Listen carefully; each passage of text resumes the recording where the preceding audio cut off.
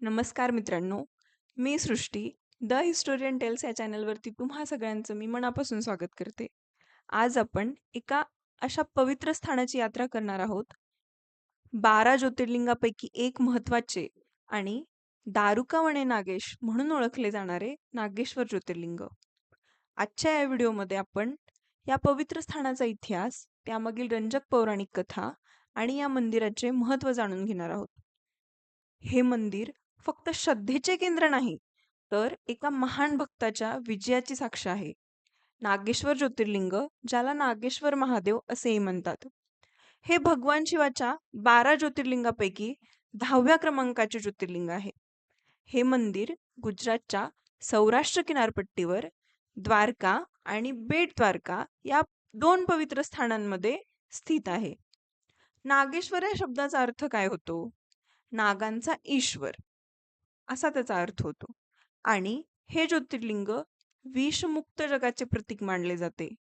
येथे भगवान शिव नागेश्वर म्हणजेच नागांचा स्वामी म्हणून पूजले जातात. आणि हे मंदिर रुद्र संप्रदायाचे पवित्र स्थान मानले जाते. काहींच्या मते पांडवांनी त्यांच्या वनवासाच्या काळात या स्थानावर भगवान शिवाची पूजा केली होती, ज्यामुळे या क्षेत्राचे महत्त्व अधिक वाढते. नागेश्वर ज्योतिर्लिंगाचा इतिहास सुमारे 2000 वर्षांहून अधिक प्राचीन मानला जातो. या ज्योतिर्लिंगाची एक रंजक कहाणी आहे, पण पाहूया ती कहाणी. शिवपुराणानुसार या भागात प्राचीन काळी दारुका नावाची राक्षसी आणि दारुक नावाचा राक्षस राहत होते. या दोघांनी त्या परिसरामध्ये प्रचंड विनाश सुरू केला होता. इथे एक गंमत आहे. पौराणिक कथांमध्ये आपण बऱ्याच वेळा असे ऐकले आहे की फक्त चांगले लोकच देवाची भक्ती करत नाहीत, तर राक्षसी वृत्तीचे लोक सुद्धा देवाची अपार भक्ती करत असतात. तसंच काहीसं या दारुका राक्षसीचं होतं. दारुका ही माता पार्वतीची भक्त होती. तिला तिच्या भक्तीसाठी माता पार्वतीकडून एक वरदान मिळाले होते की ती ज्या वनात राहायची, ते दारुका वन, ती जिथे जाईल ते वन तिच्या सोबत फिरू शकत होते. तिचे ते जंगल नेहमी तिच्या सोबत असेल असा तिला वरदान मिळाला होता. पण या वरदानाचा तिने गैरवापर केला. तिच्यासाठी हे वरदान होते, पण तिथल्या सामान्य लोकांसाठी ते शाप ठरले. या शक्तीचा वापर करून दारुका आणि तिचा पती दारुक तिथल्या सज्जन लोकांना आणि ऋषीमुनींना त्रास देऊ लागले. पण म्हणतात ना, जिथे वाईट शक्ती असते तिथे एक दैवी शक्ती सुद्धा असते. तसंच काहीसं या बाबतीतही झालं. एकदा त्यांनी सुप्रिय नावाच्या एका परम शिवभक्ताला आणि त्याच्या सोबत्यांना कैद केले आणि त्यांना त्यांच्या कारागृहात नेऊन डांबले. सुप्रिय कारागृहात असूनही डगमगला नाही. त्याची श्रद्धा हरली नाही. त्याने तिथेही शिवलिंगाची स्थापना केली आणि ओम नमः शिवाय चा जप सुरू केला. हे दारुक राक्षसाच्या कानावर पडताच दारुक राक्षस संतापला आणि त्याने सुप्रियाला मारण्याचा प्रयत्न केला. पण आपल्या भक्तावर संकट आलेले पाहून साक्षात भगवान शिव तिथे प्रकट झाले. भगवान शिवांनी तिथे ज्योतिर्लिंगाच्या रूपात दर्शन दिले आणि दारुकाचा वध केला. तिथल्या लोकांच्या कल्याणासाठी भक्तांच्या विनंतीवरून महादेव तिथेच कायमस्वरूपी वास्तव्यास राहिले आणि त्यांना नाव मिळाले नागेश्वर. तिथे वाईटाचा पराभव झाला आणि एका भक्ताची श्रद्धा जिंकली. तर मित्रांनो, ही होती नागेश्वर ज्योतिर्लिंगाची गौरवशाली गाथा.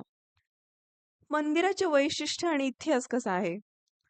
मित्रांनो, नागेश्वर मंदिराचे सर्वात मोठे आकर्षण म्हणजे मंदिराच्या आवारात असलेली भगवान शिवाची 80 फूट उंच भव्य मूर्ती.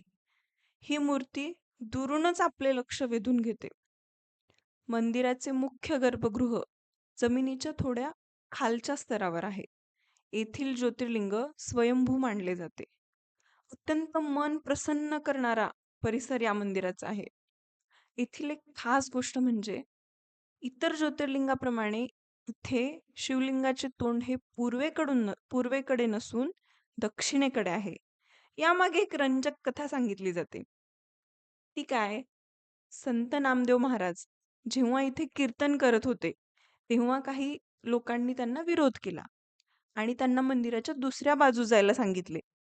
तेव्हा साक्षात मंदिराचे द्वार नामदेवांच्या दिशेने फिरले असे सांगितले जाते. म्हणून येथील शिवलिंग दक्षिणमुखी आहे असे म्हणतात.